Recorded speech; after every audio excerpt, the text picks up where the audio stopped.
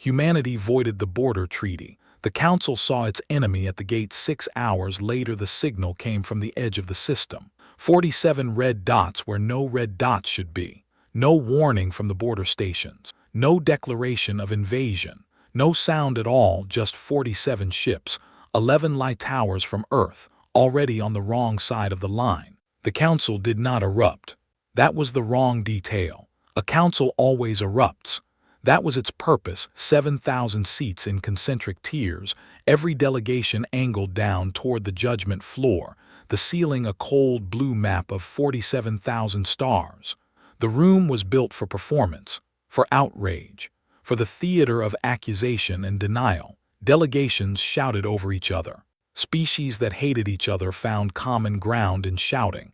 That was the normal rhythm of the Hall of Alignment. A Veth accused, a Rin defended, a Vorth calculated, and everyone argued. Every session, every time, for 300 years. But when senior cartographer Lena Vasquez tapped the paper one last time, the council froze. Not slowly, not gradually. One moment, 47 delegations were calculating their political advantage. The next, nothing. A Veth guard stopped mid-breath. A Rin delegate's hand hovered over a water glass. The holographic galaxy on the ceiling kept turning, indifferent, cold, blue, 47,000 stars spinning in silence. Even the air seemed to stop moving. The paper was thick and cream-colored, fibrous like something pressed by hand. It looked like a wedding invitation. She had carried it for 11 months, folded once, tucked into her satchel between a cup of tea and a dead woman's photograph. Not a datapad, not a holographic projection. Paper. The kind of thing a human carried when they wanted to be sure the record could not be deleted, could not be hacked, could not be erased by a disgruntled technician with a grudge. Would you have caught them before they reached your door? She might have asked the frozen council. But she didn't. She just waited, because the map was still glowing. 47 red dots. The Marchetti buffer drawn in green. 312 light-years of negotiated emptiness, agreed to by 62 species, violated by 1. The red dots were on the human side. The enemy was not at the border. The enemy was at the gate. 11 months earlier, Lena Vasquez sat in the gallery of the Hall of Alignment and watched a species hang itself. She did not know that yet. At the time, she was just tired. Senior cartographer of the Terran External Survey, seconded to the Border Integrity Committee as a technical observer, which meant she sat in the 7th row of the gallery, took notes no one read, and drank tea that went cold before she finished it. The tea was a problem. The hall kept its air at a steady 14 degrees Celsius, cold enough to keep the amphibious delegations comfortable, cold enough to make a human's fingers stiff after an hour. Lena had learned to wrap her cup in a cloth napkin. Small victories. She had also learned to brew her tea strong, in a thermos she kept under her seat, because the council's catering service did not understand what boiling water meant. The Hall of Alignment was built to intimidate. 7,000 seats rose in concentric tiers, each delegation platform angled slightly downward toward the judgment floor, a disk of polished obsidian that reflected no light. The ceiling was a holographic projection of the galaxy's known arm. 47,000 stars mapped in cold blue. Any being standing on the judgment floor appeared small. That was the intention. Lena did not feel small. She felt tired. For 11 standard months, she had watched the Border Integrity Committee debate the Marchetti Accords, the treaty that defined the 312 light-year buffer between human space and the Veth Dominion. The Veth claimed human exploration vessels had crossed the buffer 19 times. The human government had denied it 19 times. The Veth provided sensor logs. The humans provided counterlogs. The council had grown bored. Lena had not, because she had noticed something. A pattern. The Veth sensor logs were too clean, too perfect. Real sensor data had noise, thermal drift, quantum fluctuation, the background hum of a universe that did not care about border treaties. The Veth's logs had none of that. They looked like simulations. They looked like someone had built them from a template and forgotten to add the errors. She had checked 19 times. Each time the same result. The Veth's logs were mathematically impossible. Real sensors did not produce data that clean.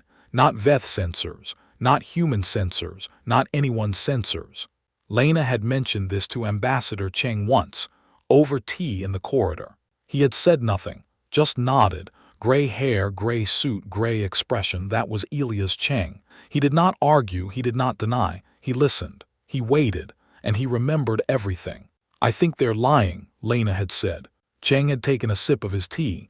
Of course they are. Then why are we still here? Because, he had said, we need them to prove it, not to us, to everyone.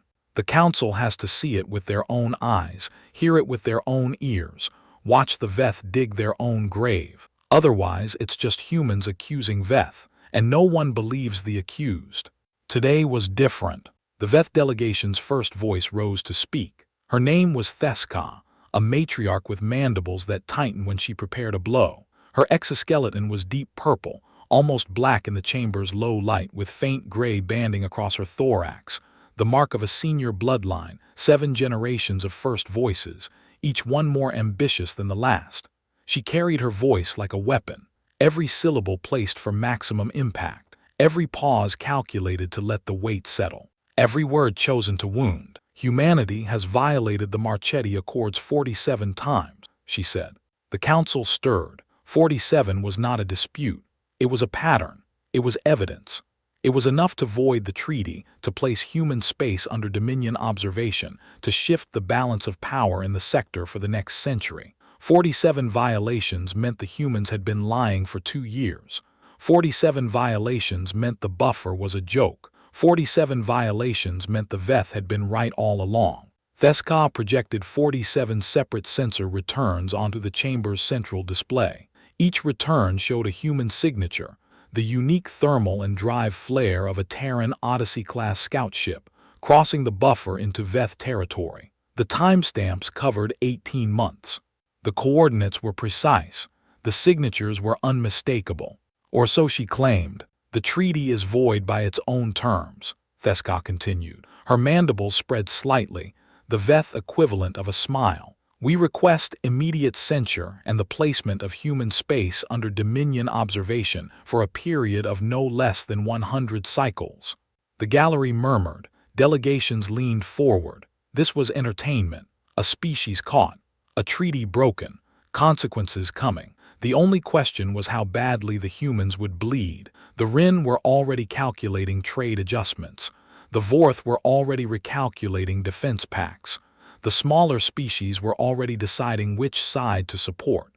Lena looked at Ambassador Cheng. He stood, gray suit, gray hair, gray expression. He did not argue. He did not deny. He did not point out the inconsistencies in the Veth's data, though Lena knew he had seen them too. He simply spoke. We request a 6-hour recess to examine the evidence. Theska smiled. It was not a kind smile. It was the smile of someone who had already counted the votes, already calculated the outcome, already rehearsed her victory speech.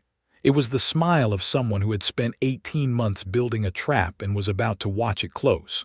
Granted, but when you return, Ambassador, you will return with an explanation. The 6 hours passed.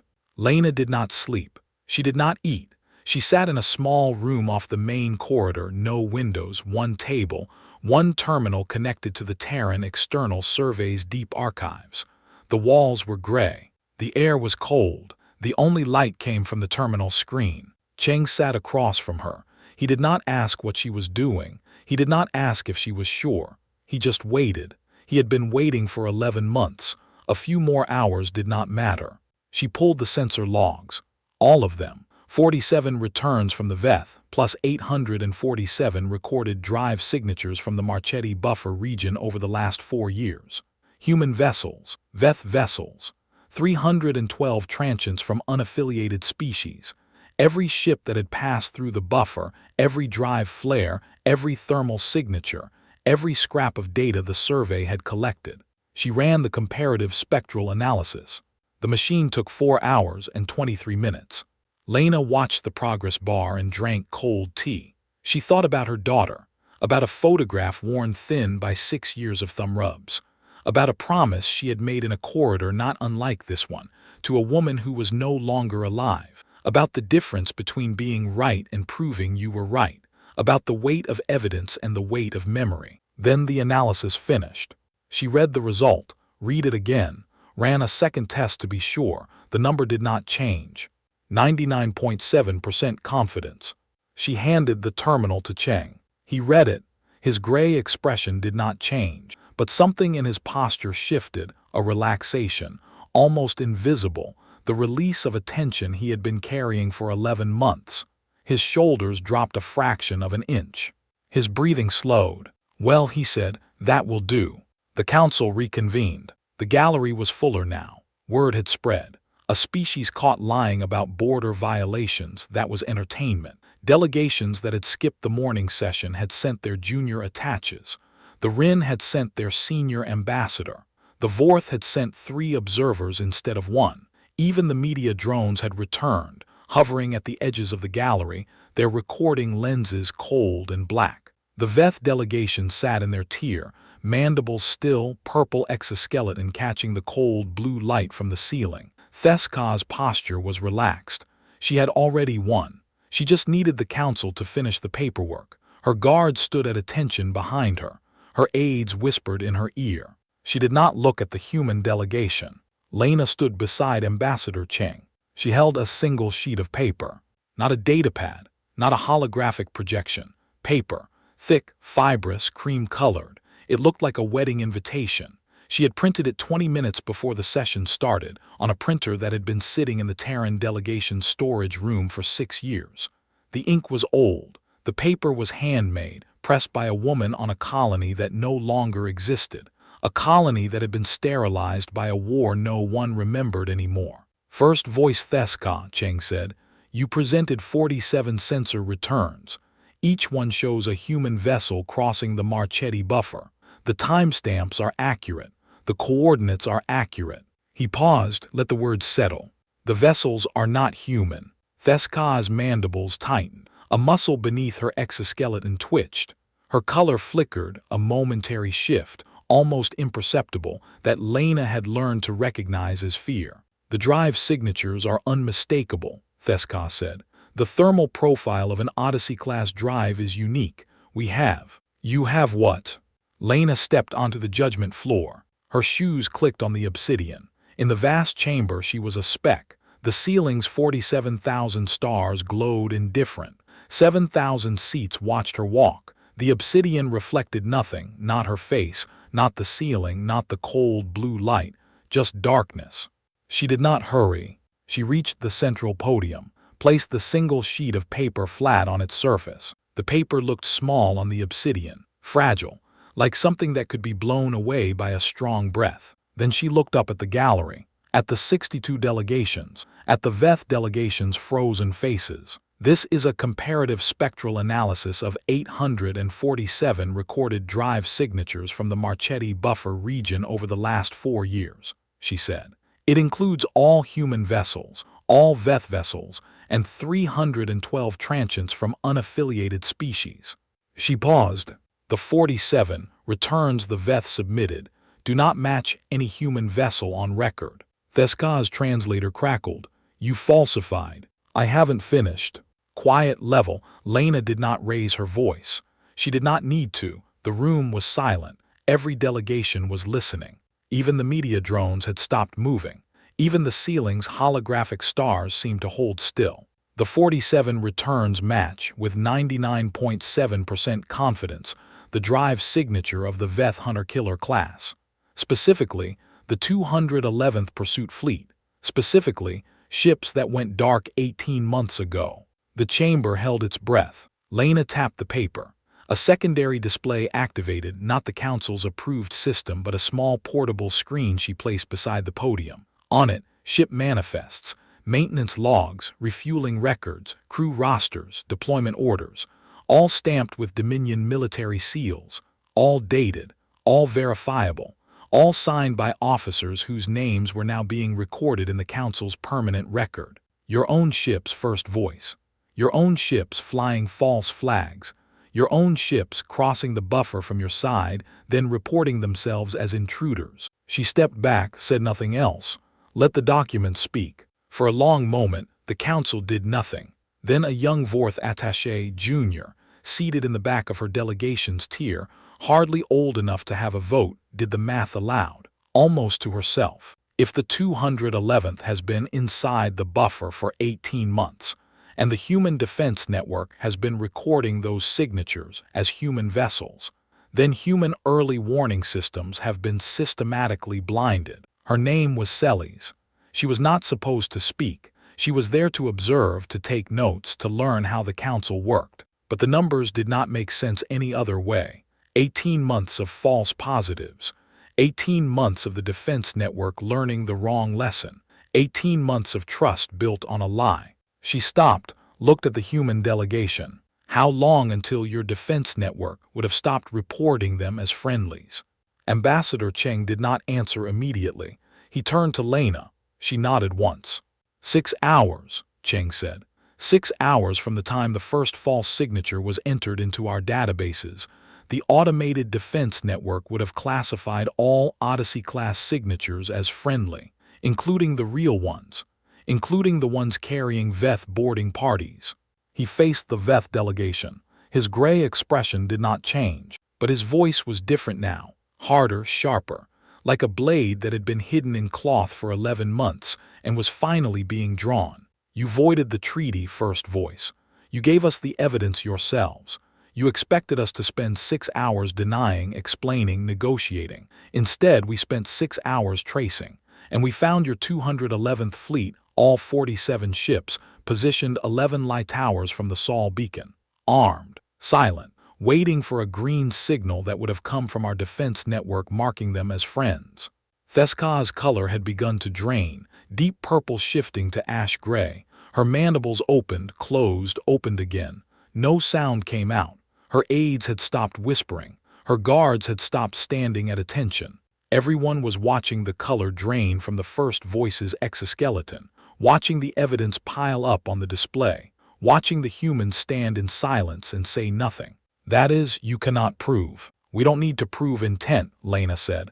The council only needs to see the positions, the signatures, the timing. She tapped the paper one last time. A third display activated. A tactical map, not a simulation, not a reconstruction. Live data pulled from the Terran External Survey's Deep Space Observation Network, time-stamped 6 minutes ago. 47 red dots clustered at the edge of the Sol system. A green line marking the Marchetti buffer. The red dots were on the human side. The council saw it. The enemy was not at the border. The enemy was at the gate. The council did not erupt. That was still the wrong detail. A council always erupts. But the Hall of Alignment sat in silence for 3 full minutes while the tactical map glowed on the display. 47 red dots, 11 light towers from Earth, the Marchetti buffer drawn in green, violated in blue, exposed in red. 3 minutes, 180 seconds. Long enough for every delegate in the room to do the math. Long enough for every species to recalculate its alliances. Long enough for the Veth delegation to understand that they were not leaving this chamber with their voting rights intact. Celes, the young Vorth attaché, was the first to speak again. 6 hours, she said. Her voice was small in the vast chamber. If the recess had gone the other way, if you had spent those hours denying instead of tracing, if they had planned the timing differently. She did not finish the sentence. She did not need to. The council heard the rest. 6 hours from disaster. 6 hours between the truth and 47 ships at Earth's door. 6 hours of paperwork and spectral analysis and cold tea in a windowless room. The emergency session began without ceremony. No opening statements. No procedural delays. The Rin delegation called for an immediate vote to strip the Veth of their voting rights. The motion passed in 90 seconds. 62 species raised their flags.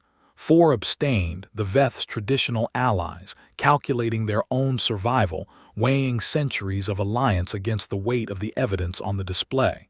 None opposed. Theska's color had fully drained now. Deep purple had become ash gray, the color of a Veth who had been defeated not in battle but in revelation. Her mandibles hung slack. Her guards flanked her, but they did not touch her. They had no orders. Their matriarch could not speak. Her aides had stepped back, distancing themselves, preparing their own survival. First voice Theska, the Rin ambassador said, Your fleet is ordered to stand down and return to Dominion space.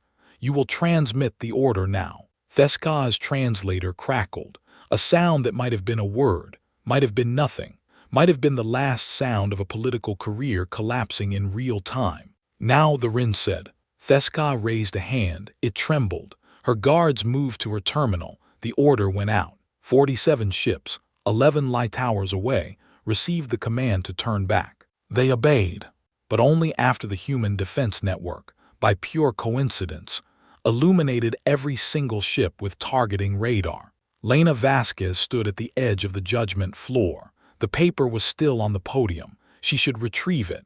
It was the only copy, the only physical record of the analysis, printed on handmade paper from a colony that no longer existed, carried across 11 months of bureaucratic silence. She did not move, because the council was still watching her. 7,000 seats, 62 delegations, the holographic galaxy turning overhead, and every single being in that room had just realized the same thing at the same time. The humans had not demanded anything. Not reparations, not apologies, not new treaties with better terms, not the dissolution of the Veth military, not the surrender of Theska's bloodline, not the execution of the officers who had forged the signatures. Nothing. Ambassador Cheng had not asked for anything. Lena had not asked for anything. The Terran delegation had sat in their tier, gray and quiet, while the council tore itself apart over the implications. A Rin delegate, the same one who had sipped water before the vote, raised a hand. "Ambassador Cheng," she said, "what does humanity want?" The chamber went quiet again. Every delegate leaned forward. This was the question that would determine the next century of galactic politics. The humans had been wronged. The humans had been framed. The humans had been almost destroyed by a lie. What would they demand? Cheng stood, gray suit, gray hair, gray expression. He did not walk to the podium. He did not raise his voice. He simply turned to face the council. "We want the record to show," he said, "that we voided nothing, we simply read." The council waited for more. There was no more. The corridor outside the Hall of Alignment was cold and gray and empty. Most of the delegations were still inside, arguing about what the Veth had tried to do, about whether the 211th Fleet had acted alone, about how many cycles of censure would be enough, about whether the humans' restraint was genuine or strategic. Lena walked slowly. Her shoes did not click on this floor. This floor was carpeted, old, worn thin by centuries of diplomatic feet. The paper was back in her satchel, folded once, pressed against the photograph of her daughter. She found a bench, sat down, rubbed her eyes. She had not slept in 22 hours. Footsteps. Cheng came down the corridor. He did not sit. He stood across from her, hands in his pockets, looking at nothing. The corridor lights hummed. Somewhere, a maintenance drone was cleaning the council chamber. "They'll try again," Lena said. "Of course they will. Next time, they'll be more careful." "Probably." She looked up at him. "Then why do you look satisfied?" Cheng's gray expression did not change, but something in his posture shifted. A relaxation, almost invisible. His hands came out of his pockets. He crossed his arms. He looked at the ceiling. "Because next time," he said, "they'll know we're watching the Watchers." The corridor stayed empty for a long time. Then Theska came. She was smaller now, diminished. Her guards flanked her, but they walked a step behind instead of beside. Her exoskeleton had not recovered its color, still ash gray, still drained, still carrying the visible mark of public exposure. She moved like someone who had been hollowed out from the inside. Her mandibles hung slack. Her eyes were unfocused. She stopped 10 feet from Cheng. Her guards stopped behind her. No one spoke for a long moment. "You let us hang ourselves," she said. Her voice was quiet. No performance now, no weight, just a tired old matriarch who had lost everything. "You had this evidence for months. You could have come to us privately. You could have. We could have done many things," Cheng said. He did not move closer, did not move back, did not raise his voice, did not lower it. "But you needed the council to see it, not to punish you, to understand that when you lied about us, you weren't lying to us. You were lying to everyone." Theska's mandibles twitched. Not anger, not defiance, something else. Something that might have been, in a different timeline, the beginning of understanding. You ruined us, she said. No, Cheng said. You ruined yourselves, we just watched. He walked away. Lena waited for him at the end of the corridor. She held a cup of tea, the same mundane detail. The same ceramic cup, chipped on the rim, that she had carried through 11 months of cold hallways and colder debates. The tea was hot. She had made it while Theska was speaking. Small victories. Cheng reached her, looked at the cup, took it. You made tea, he said. I always make tea. You didn't sleep. I never sleep before a vote. He drank, said nothing. They stood together in the empty corridor while the council chamber emptied behind them. Delegations filed out in clusters, the Rin first, then the Vorth, then the others. No one looked at the humans. No one knew what to say. The holographic galaxy still glowed on the ceiling of the Hall of Alignment. 47,000 stars, cold and blue and indifferent. One species, in one small corner of that map, had just learned something the galaxy kept forgetting. The corridor was quiet now. Lena pulled the satchel strap onto her shoulder. The paper was inside, folded once. The photograph was inside, worn thin by 6 years of thumb rubs. The teacup was empty. One more thing, Lena said. Cheng waited. The photograph, the one I keep in my satchel. You asked me once whose it was. I told you it was no one's business. I remember.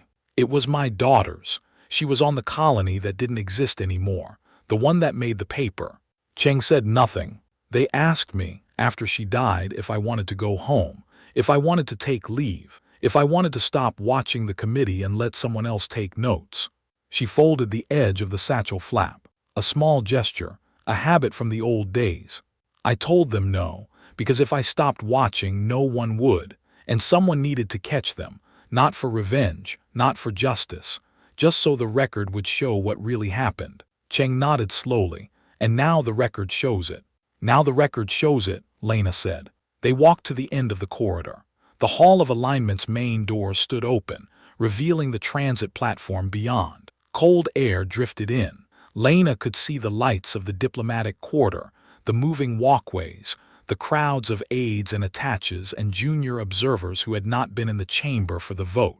She thought about the council's frozen faces, about Theska's color draining purple to ash gray, about Selly's doing math aloud in a room full of diplomats who had forgotten how to do their own. She thought about the paper, about the woman who had pressed it by hand, on a colony that no longer existed, in a system that had been sterilized by a war no one remembered anymore. What will you do now? Cheng asked. Lena looked at the transit platform, at the crowds, at the cold blue lights of the diplomatic quarter. I'll go home, she said.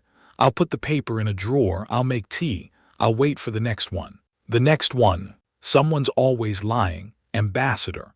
Someone's always planning. Someone's always assuming the humans will react instead of observe. She turned to face him. The only question is who's watching, and this time they know. Cheng studied her for a long moment. Then he did something she had never seen him do before. He smiled.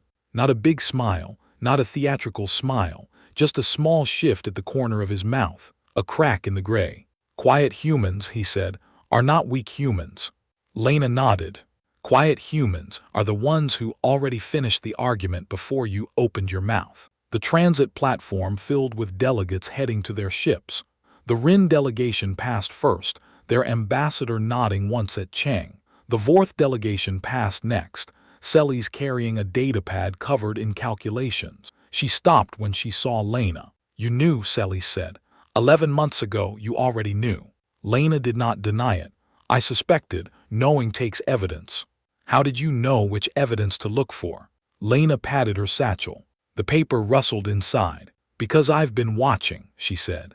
And because someone taught me, a long time ago, that the loudest accuser is often the most afraid of being read. Selly's considered this.